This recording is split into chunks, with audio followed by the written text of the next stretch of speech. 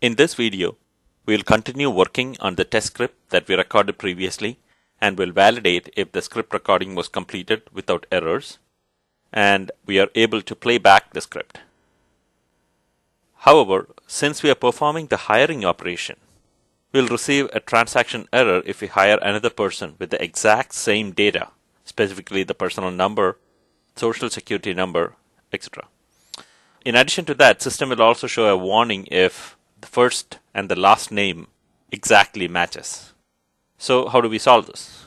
Well, to solve this, we'll go into the script code, find the relevant data like personal number, social security number, etc. that we used during recording using the find tool and change the recorded data. We'll then save the test script and execute a dry run. As usual, go to transaction SECAD and open the test script in edit mode. Double click on the script name to open it.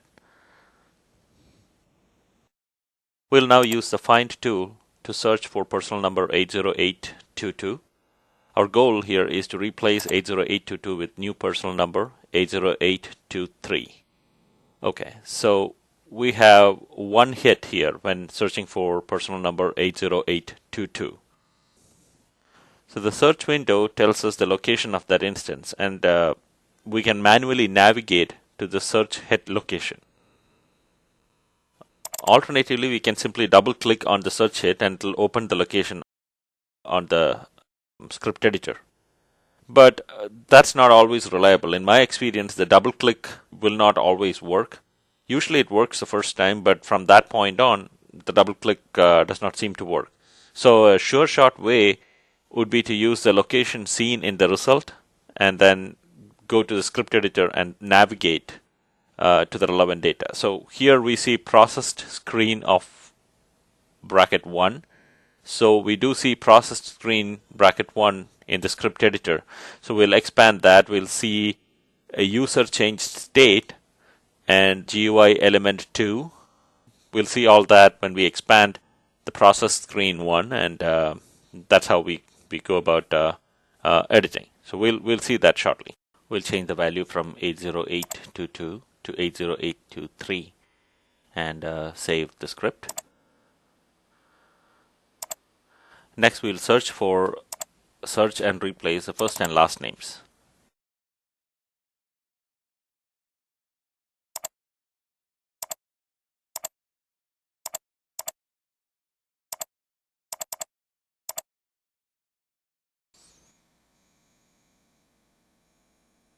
So here I'm giving playback test L name, and similarly for first name, playback test F name, and then save the script. Okay.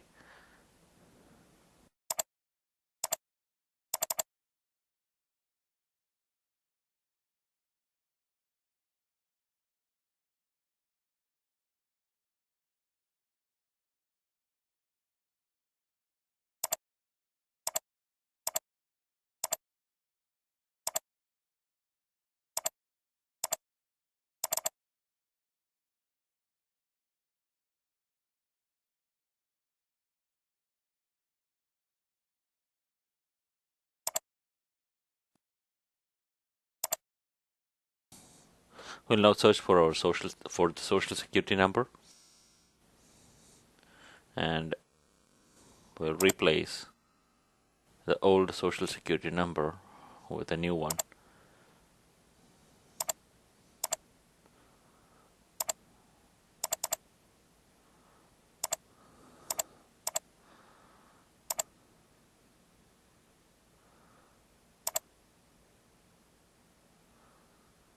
Okay, and save it.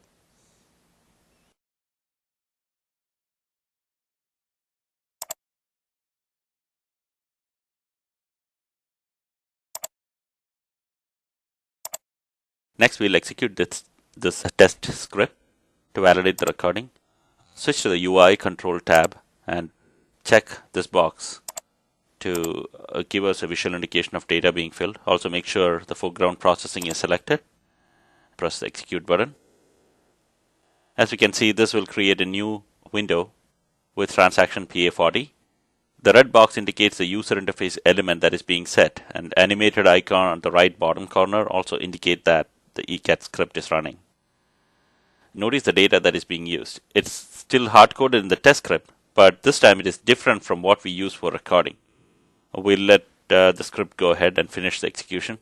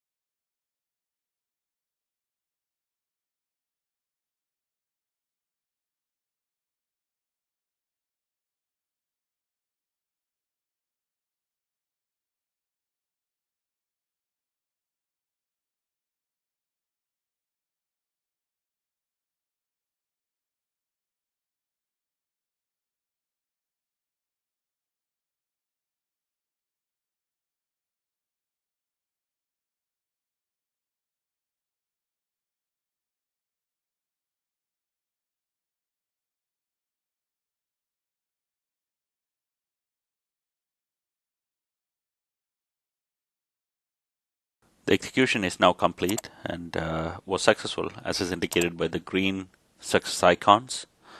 Also, if we expand the log here, we can see that there's a confirmation message saying new hire was successful. Okay. Oh, and if you want to get back to that log from the initial screen, click on the log button there and click on execute after giving the date range. So we are back in the log.